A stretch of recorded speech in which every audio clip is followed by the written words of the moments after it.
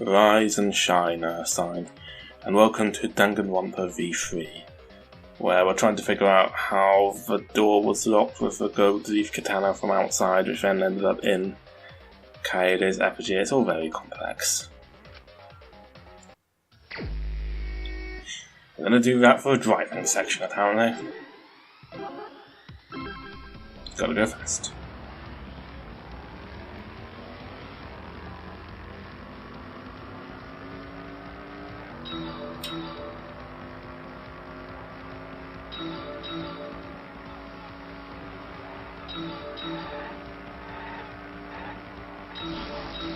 Gotta go fast.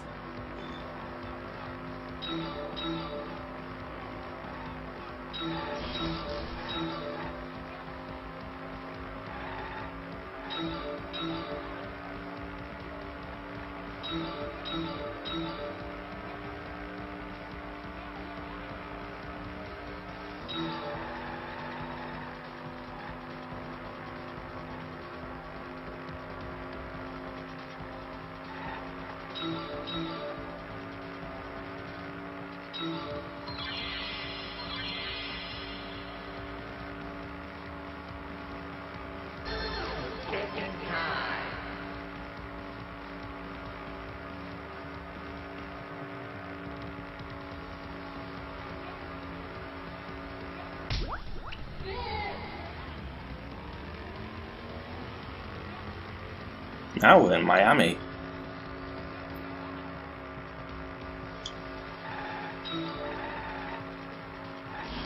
Gotta go fast.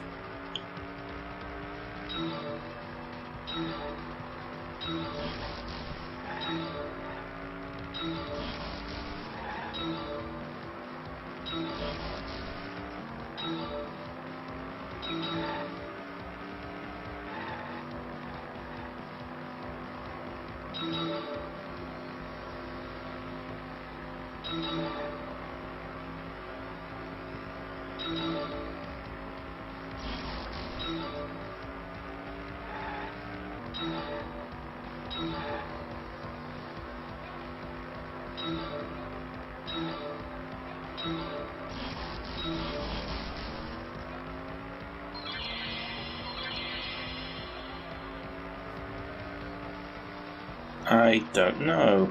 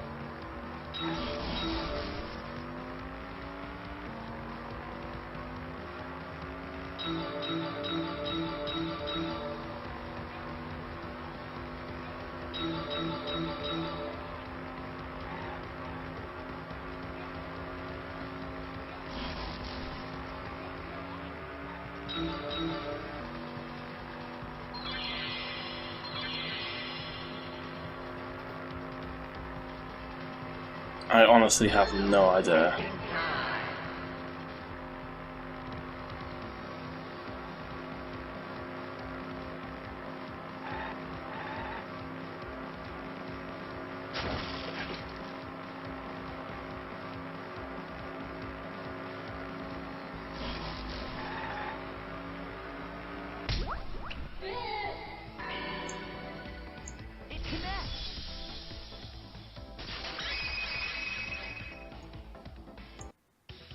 That's it.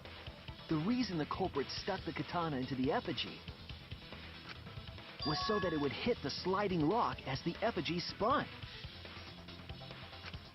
Effigy spun? That's right. If you spun the effigy, the rope it was hanging from would twist.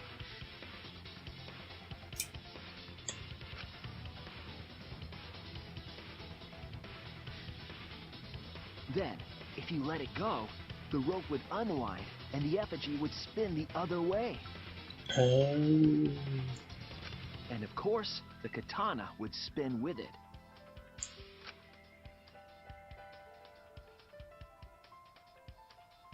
I see. So the culprit used the katana's counterspin to push the lock into place? The culprit simply needed to spin the effigy's rope and then swiftly leave. This would cause the spinning katana to hit the sliding lock. And thus was the back door of an empty classroom locked from the inside. Yes, that's how Angie's lab was locked. By using the effigy with a katana. A plan born from the heart of a sword traveling through the air to intercept us. Calm down. Oh, but could it have moved the slide lock so easily? The sliding lock was pretty loose. A little push could move it. As long as the spinning katana hit the lock, it would have slid into position. Even if the culprit failed the first couple times, they could keep trying until it locked. Which is why the culprit chose to strike at nighttime, as to avoid detection.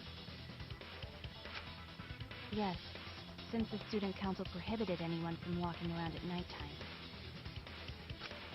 Are you saying it's the student council's fault? I didn't say that. In any case, the culprit probably used the murder weapon for this trick. It had to have been the right length to hit the sliding lock from the effigy. The culprit couldn't find a blade long enough in my lab, so they settled for the katana. The other effigies were only hung up so we'd think it was some kind of ceremony. That way, we wouldn't notice the lock trick. But Kokichi did say earlier that he could have picked the lock closed. I don't want to completely ignore that possibility.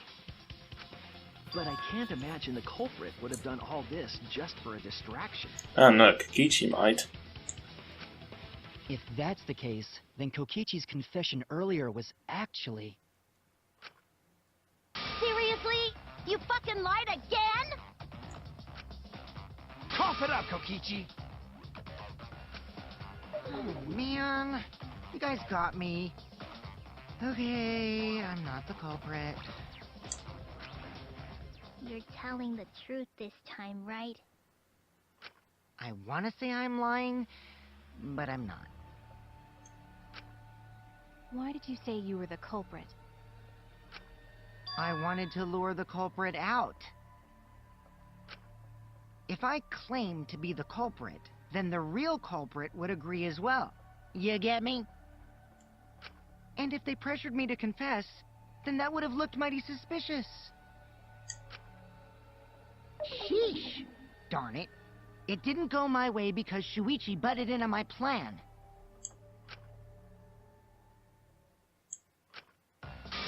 You and your fucking lies!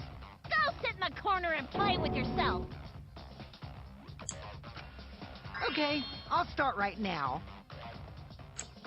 Alright, so who's the asshole who set up this locked room mystery?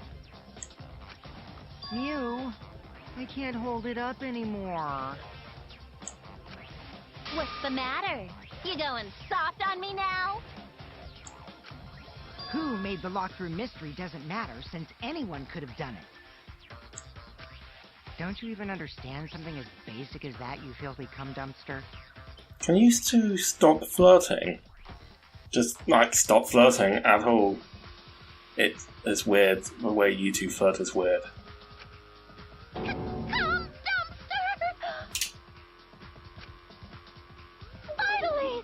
Someone finally called me a cum dumpster! Please don't. What should we talk about now? We must focus not on the locked room, but on who entered Angie's lab. Only one of the student council members or Kokichi could have gained entry. Therefore, the culprit must be among their number. That leaves us with 4 suspects. Tsumugi, Gonta, Kibo, and Kokichi. Don't forget Himiko. She's also a part of the student council. Doesn't matter if she was besties with Angie, she's still a suspect. That contradicts what you said earlier, which I can prove using my recording function. It's fine. That's just a waste of time. Me? A suspect? Never kill Angie! So, calling all suspects, what should we discuss next? I want to hear everyone's opinion. What would you say to get yourself off the suspect list? Why are you trying to lead the debate? You're a suspect too. Silence, outsider. Only the SuspectRangers are allowed to speak. Hang on, what will their colours do here? Himiko would be suspect red. Gonta, suspect green. Kibo, I guess, suspect blue. I've forgotten who the last one was. Kokichi suspect either black or white. Who was the last member of the student council? Yeah. Oh, Tsumugi. Tsumugi would be suspect blue, and so that make Kido suspect black and Kokichi suspect white. Suspect Rangers? I agree. Those under suspicion should explain themselves thoroughly. We might catch them with their pants down!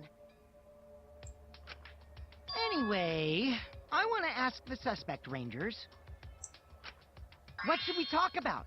What should we say to get ourselves off the suspect list? Well, guys, I want to hear what you think. That's sort of a difficult question, you know? Gonta not smart enough to know answer to that. Yes, it is difficult to formulate a logical response to that question. Not articulate with words, huh? Don't you guys want to prove your innocence? They don't trust you one bit, and I don't blame them. You're probably plotting... Why did Tenko have to die? Huh? I want to know what happened to Angie too, but... Can we talk about Tenko's case now and not just Angie? I got you exactly where I wanted, Himiko. What do you mean? The 2 victims could have been killed by 2 separate murderers, you know. So we need to find the first Blackened responsible for the first victim. We've got to figure out who killed Angie.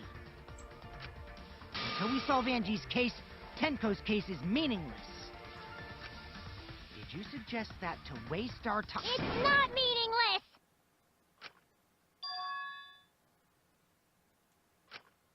Tenko's death was meaningless? How dare you! Poor Tenko! How could you do this to her? Himiko... Himiko, stop it with your crappy lies. Lies? Everything you said is total BS. You didn't give 2 shits about Tenko when she was alive. But now you're like, oh no, poor Tenko, after she's dead. Come on, really? Kokichi, enough! No. It's okay. It's no surprise he'd think that. I know I ignored Tenko before. That's why I'm so upset now. I should have faced Tenko. Worked things out with her while she was still alive. But now, it's too late. I can't complain to her or thank her. It's too late. Yeah, seriously! It's way too late to realize that now. Kaito, are you being possessed by your brother? Our only option is to face her death head on. Okay, you're not being possessed by your brother. That's one good thing. Face her death? Himiko, I understand what you're going through. So I'm gonna help you out. Let's work together to find the truth. I'm not gonna let anyone say her death didn't matter. Kaito. Alright. I'll put a silencing curse on whoever calls Tenko's death meaningless. The name of the curse is Death Curse. I suppose being dead would silence someone pretty good. Listen up! All you guys are gonna help out too. Abandoning someone who died and only thinking about your own survival. That's just as bad as a hit and run! I won't forgive something so messed up! Tenko was our friend. Gonta want to know why she died too. I already told you that's so unnecessary. We're getting sidetracked here. No, even if it was a different culprit, we need to know how Tenko died. If we don't find out who killed her, we won't be able to work together. Not now, not ever. Even if this trial isn't for her, in order for us to survive, we need to get to the bottom of Tenko's death. Not just to survive this trial, but so we can keep going and live on! Finally, you noticed. Jeez, you're so slow. Huh? Did Kokichi want us to notice? Don't listen to his crap. We haven't decided whether there were two different culprits yet. Let us talk about Tenko's case then.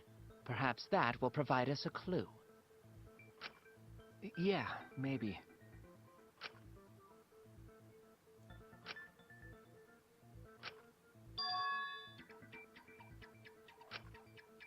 So, what do we talk about first?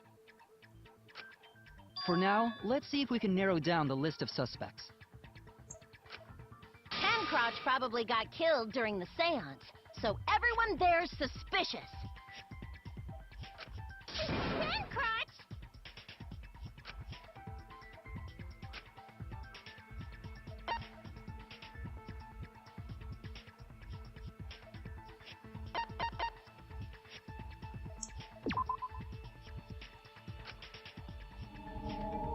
Yeah, the Kido was there.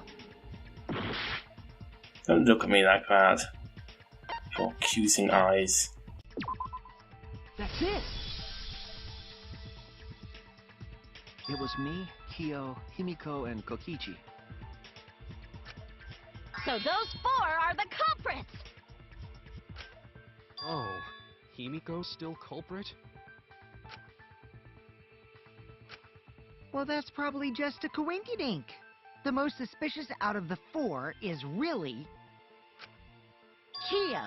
He suggested the whole seance idea. True, I may have suggested it, but I explained the procedure beforehand, yes?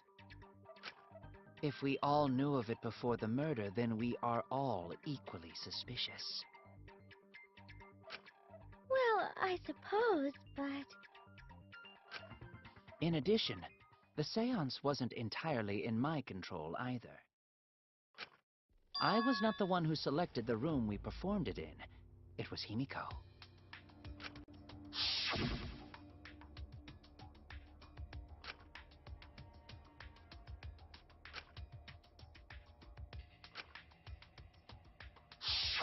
Oh, right.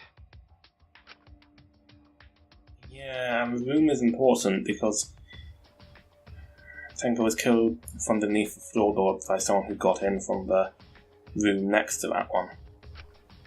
Also, we should not limit our suspects to only those who participated in the seance. The empty room had a point of entry from outside, you see.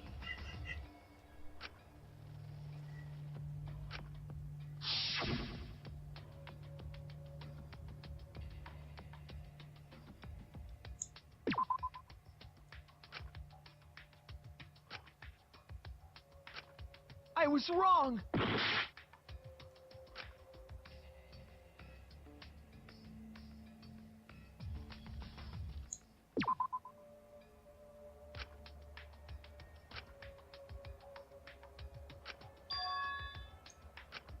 Damn it!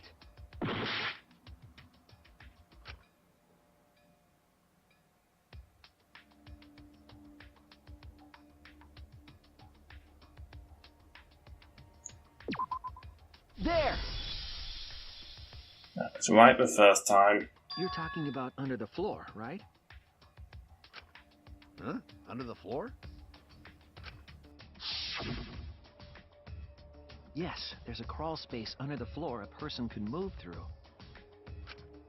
There was also a hole that connected it to the neighboring room. If the culprit used the hole, they could have entered and exited the seance room.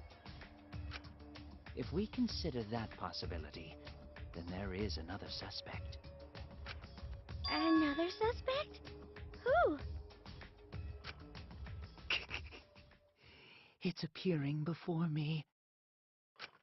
Oh, I can see it clearly. The true identity of Tenko's killer.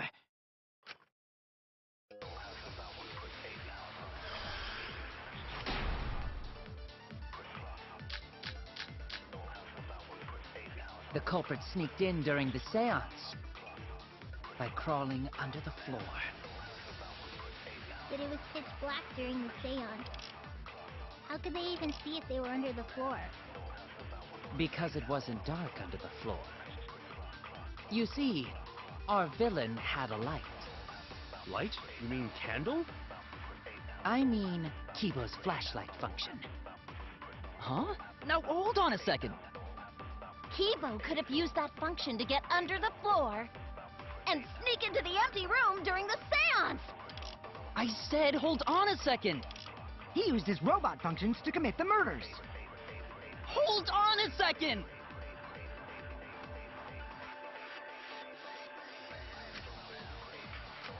The culprit sneaked in during the seance by crawling under the floor.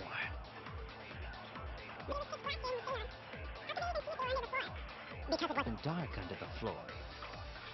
You see, our villain had light.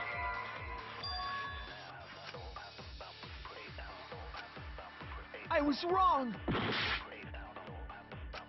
The culprit sneaked in during the seance by Crawling under the floor. Because it wasn't dark under the floor. You see, our villain had a light. Light? You mean candle? I mean, Kibo's flashlight function. Huh? Now hold on a second. Kibo could have used that function to get under the floor. Damn it! I don't know what the answer is. The culprit sneaked in during the seance.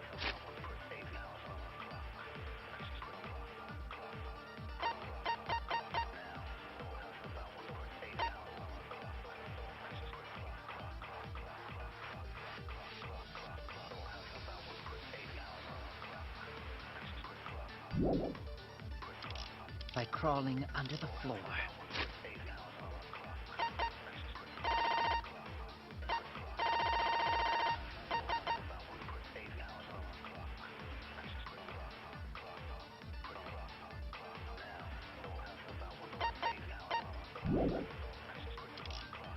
But it was pitch black during the seance. How could they even see if they were under the floor? Because it wasn't dark. Sorry. You see, our villain villain had a light. Light? You mean candle? Kibo's flashlight function. Huh? Now hold on a second. Kibo could have used that function to get under the floor and sneak into the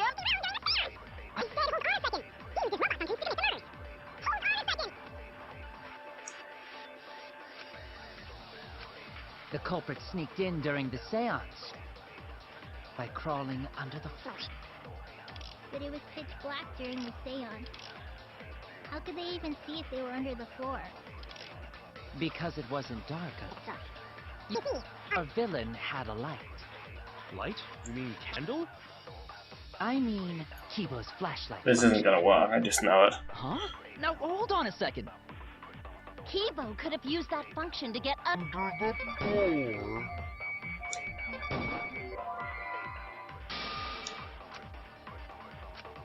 Floor. The culprit sneaked in during the seance by crawling under the floor. How could they even see if they were under the floor? because it wasn't dark under the floor. You see, had a light. That's wrong! Oh, thank God.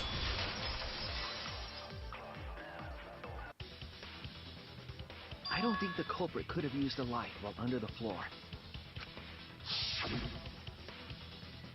There was a hole in the corner of the room. If a light were used, it would have leaked through and we would have seen it. But when we did the seance, the room was definitely pitch black. So a light was not shined under the floor, which means you cannot claim I am the culprit. Jeez, here I thought this would be the case where the murder could only be done by a robot. You have accused me of being the culprit more than once now, simply because I am a robot.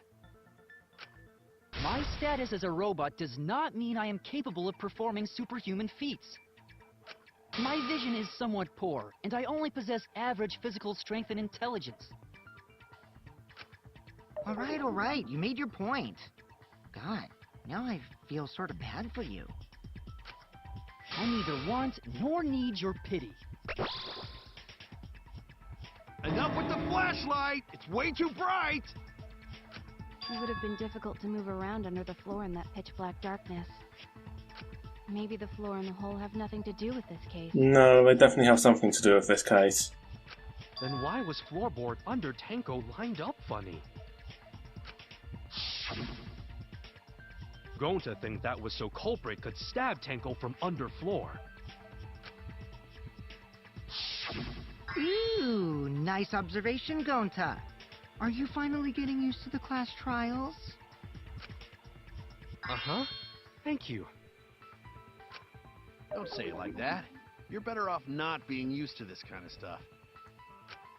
Maybe they marked Tenko with glowing paint and looked for that. Someone played the second game. That'd let the culprit find her. Then they could stab her through the floorboards. Boy, that sounds really familiar too. But I'm just gonna ignore it. Also, that's our third reference to previous case in this trial, like the assumption that a robot did it. Because we had that with Justice Robo in Hifumi and someone else's death. Just Hifumi's? Maybe just Hifumi's. The corpse didn't have any trace of glowing paint, though. Oh, yeah. So then why was that floorboard loose? The loose floorboard was the one under Tenko, right? If the culprit used it while she was still alive, she'd totally notice. Who fucking cares? Fussing over that won't get us closer to the culprit! We shouldn't dismiss this line of inquiry, however. Instead of butting our heads against this, how about we concentrate on another issue? What other issue? Perhaps first, we should figure out how and when exactly Tenko was killed. And that is a good point to leave it for today. So, like and subscribe if you enjoyed. We'll catch up with this trial next time. So long, farewell.